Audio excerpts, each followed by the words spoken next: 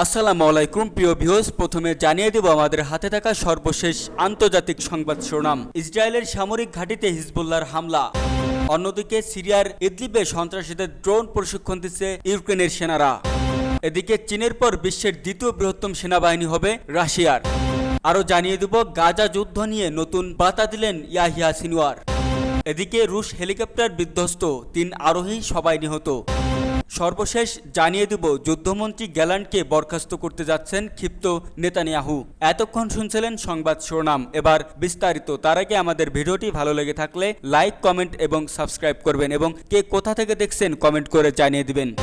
ইসরায়েলের সামরিক ঘাঁটিতে হিজবুল্লাহর হামলা। ফের ইসরায়েলে হামলা চালিয়েছে লেবানন ভিত্তিক সশস্ত্র সংগঠন হিজবুল্লাহ। সশস্ত্র এই সংগঠনটি জানিয়েছে যে তাদের যোদ্ধারা সকালে দুবার আবাদ এলাকায় অবস্থিত ইসরায়েলি সামরিক ঘাঁটি লক্ষ্য করে সরাসরি হামলা চালিয়েছে। খবর আল জাজিরার। এর আগে দক্ষিণ লেবাননের সীমান্তের কাছে আল মালিকিয়া এলাকায় ইসরায়েলের একটি টেকনিক্যাল সিস্টেম লক্ষ্য করে ড্রোন হামলা চালায় হিজবুল্লাহ। এদিকে লেবাননের ন্যাশনাল নিউজ এজেন্সি জানিয়েছে যে ইসরায়েলি বাহিনী আলমা আশরাফ এবং ইয়ারিন এলাকায় মোটর শেল দিয়ে হামলা চালিয়েছে। হিজবুল্লাহ এর আগে ইসরায়েলের একটি ব্যারাকেও রকেট হামলা চালিয়েছে। ইসরায়েলি রাওয়া ব্যারাকে সদর দপ্তরে অবস্থিত 188তম ব্রিগেড কয়েক দফা কাতিউষা রকেট দিয়ে হামলা চালানো হয়। ইসরায়েলের সামরিক বাহিনী জানিয়েছে লেবানন থেকে উৎক্ষেপণ করা প্রায় 40টি ক্ষেপণাস্ত্র গ্যালিলি অঞ্চলে ও অধিকৃত গোলান মালভূমিতে আঘাত এনেছে। এছাড়া ইয়েমেনের থেকে ইসরায়েলের দীর্ঘপাল্লার ক্ষেপণাস্ত্র হামলা চালানো হয়েছে। যেখানে ক্ষেপণাস্ত্র আঘাত এনেছে সেখান থেকে আগুন ধরে যায়। ইসরায়েলের সামরিক বাহিনী এ তথ্য নিশ্চিত করেছেন। ইয়েমেন থেকে ক্ষেপণাস্ত্র হামলার পর তেল আবিব সহ মধ্য ইসরায়েল জুড়ে সতর্কতা সংকেত বাজানো হয়। এ সময় বাসিন্দারা ঘরবাড়ি ছেড়ে আশ্রয় কেন্দ্রে চলে যায়। তবে এ ঘটনা এখন পর্যন্ত কোনো হতাহতের খবর জানানো হয়নি। ইসরায়েলের সেনাবাহিনী জানিয়েছে ভূমি থেকে ভূমিতে নিক্ষেপযোগ্য একটি ক্ষেপণাস্ত্র চিহ্নিত করা হয়েছে, যেটি মধ্য ইসরায়েল অতিক্রম করে খোলা জায়গায় গিয়ে পড়েছে। সিরিয়ার ইদলিবে সন্ত্রাসীদের ড্রোন প্রশিক্ষণ দিচ্ছে ইউক্রেনের সেনারা। উগ্র সন্ত্রাসীদের ড্রোন পরিচালনা প্রশিক্ষণ দেওয়ার জন্য ইউক্রেনের 250 সেনা সদস্যের একটি দল সিরিয়া ইদলিব প্রদেশের তৎপর রয়েছে।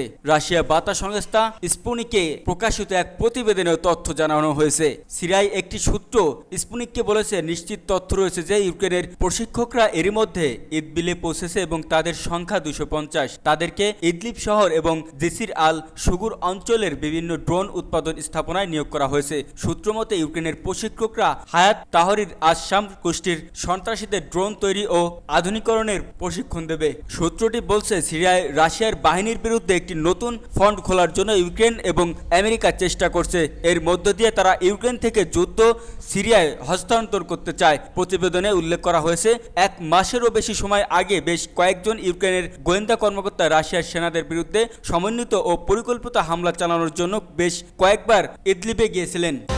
চীনের পর বিশ্বের দ্বিতীয় বৃহত্তম সেনাবাহিনী হবে রাশিয়ার। ইউক্রেনের সঙ্গে যুদ্ধ চলাকালীন তৃতীয়বারের মতো সেনাবাহিনীর সংখ্যা বাড়ানোর নির্দেশ দিয়েছে রাশিয়ার প্রেসিডেন্ট ভ্লাদিমির পুতিন। তিনি 15 লাখ সক্রিয় সেনার সংখ্যা হওয়ার জন্য আরও 1,80,000 সেনা নিয়োগের নির্দেশ দিয়েছেন। এ আদেশ কার্যকর হলে চীনের পর বিশ্বের দ্বিতীয় বৃহত্তম সেনাবাহিনী থাকবে রাশিয়ার। রাশিয়ার অফিসিয়াল ওয়েবসাইটে তথ্য দেওয়া হয়েছে এবং বলা হয়েছে যে এই আদেশটি এই বছরের ডিসেম্বরের মধ্যে কার্যকর করা হবে এবং মোট সশস্ত্র বাহিনীর সংখ্যা বেড়ে হবে 23,80,000। পুতিনও 2023 সালের ডিসেম্বরে অনুরূপ আদেশ জারি করেছেন, যার অধীনে রাশিয়ান সেনাবাহিনীতে মোট কর্মী সংখ্যা 22 লাখেরও বেশি বৃদ্ধি করা হয়েছিল, যার মধ্যে 13 লাখ সক্রিয় সেনা ছিল। ক্রেমলিনের মুখপাত্র দিমিত্রো পেসকভ বলেছে যে এই পদক্ষেপ মস্কোর বিরুদ্ধে পশ্চিমাদের প্রক্সি যুদ্ধের ফল। পেসকভ বলেন, আমাদের দেশের নিরাপত্তা নিশ্চিত করতে হবে। আমরা আপনাকে বলি যে রাশিয়ার অভিযোগ করছে যে ইউক্রেনের পাশাপাশি পশ্চিমা দেশগুলো রাশিয়ার বিরুদ্ধে অভিযান চালাতে চরমপন্থী সংগঠনগুলিকে সহায়তা করছে। গাজা যুদ্ধ নিয়ে নতুন বার্তা দিলেন ইয়াহিয়া সিনওয়ার। গাজা উপত্যকায় প্রায় 1 বছর ধরে ইসরায়েলের বিরুদ্ধে লড়াই করে আসছে হামাস। এর মধ্যে তাদের বহু সদস্য প্রাণ হারিয়েছে। তারপরও ইসরায়েলের এই অন্যায় যুদ্ধের বিরুদ্ধে লড়াই চালিয়ে যাওয়ার মতো পর্যাপ্ত রসদ রয়েছে বলে জানিয়েছে ফিলিস্তিনি এই স্বাধীনতাকামী সংগঠনের প্রধান ইয়াহিয়া সিনওয়ার। খবর আরব নিউজের। গত মাসে নিহত হামাস প্রধান ইসমাইল হানিয়ার স্থলাভিষিক্ত হওয়া ইয়াহিয়া সিনওয়ার ইয়েমেনের মিত্রদের উদ্দেশ্যে একটি চিঠিতে বলেছেন, আমরা দীর্ঘমেয়াদী একটি যুদ্ধের জন্য নিজেদের প্রস্তুত করছি। ইয়াহিয়া সিনওয়ার জানান, গাজা ও মধ্যপ্রাচ্যে ইরান সমর্থিত অন্যান্য মিত্রদের সঙ্গে নিয়ে যুদ্ধ শত্রুদের রাজনৈতিক মনোবল ভেঙে দেওয়া হবে। এই মিত্রদের মধ্যে লেবানন ও ইরাকের সশস্ত্র গোষ্ঠীর সদস্যরাও রয়েছেন। হুতি বিদ্রোহের উদ্দেশ্যে দেয়া চিঠিতে তিনি বলেন, আপনারা ও আমরা একসঙ্গে লেবানন ও ইরাকের গোষ্ঠীগুলোকে সঙ্গে নিয়ে এই শত্রুদের মনোবল ভেঙে ফেলবো এবং তাদের পরাজয় ঘটাবো।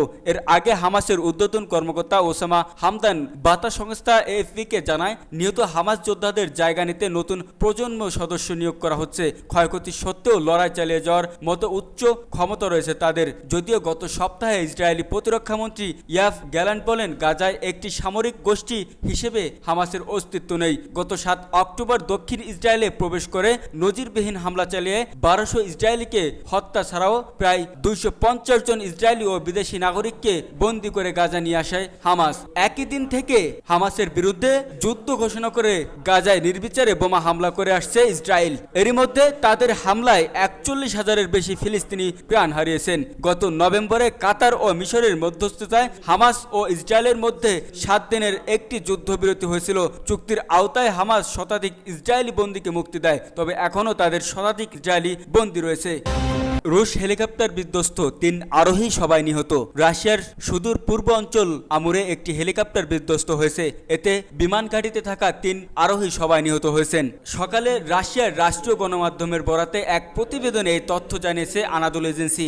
রাশিয়ার আঞ্চলিক জরুরি পরিস্থিতি মন্ত্রণালয়ের প্রেস সার্ভিসের উদ্ধৃতি দিয়ে রুশ বার্তা সংস্থা তাস প্রথমে জানিয়েছিল একটি রবিন্স আর-66 হেলিকপ্টার নিখোঁজ হয়েছে।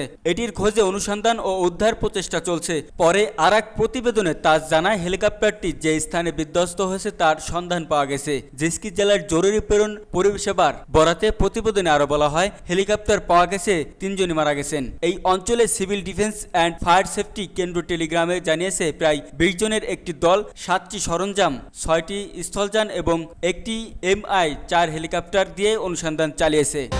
যুদ্ধমন্ত্রী গ্যালান্টকে বরখাস্ত করতে যাচ্ছেন ক্ষিপ্ত নেতানিয়াহু। ইহুদিবাদী ইসরায়েলের প্রধানমন্ত্রী বেনিয়ামিন নেতানিয়াহু যুদ্ধমন্ত্রী ইয়োভ গ্যালান্টকে বরখাস্ত করার পরিকল্পনা করছেন। গাজা যুদ্ধের বিষয়ে মতবিরোধ তীব্র আকার ধারণ করার পর তিনি এই পরিকল্পনা বাস্তবায়ন করতে চলেছেন। গাজা ও দক্ষিণ লেবাননে আরও বৃহৎ আকারের সামরিক অভিযান চালাতে চান নেতানিয়াহু, কিন্তু ইয়োভ গ্যালান্ট তার বিরোধিতা করে আসছে।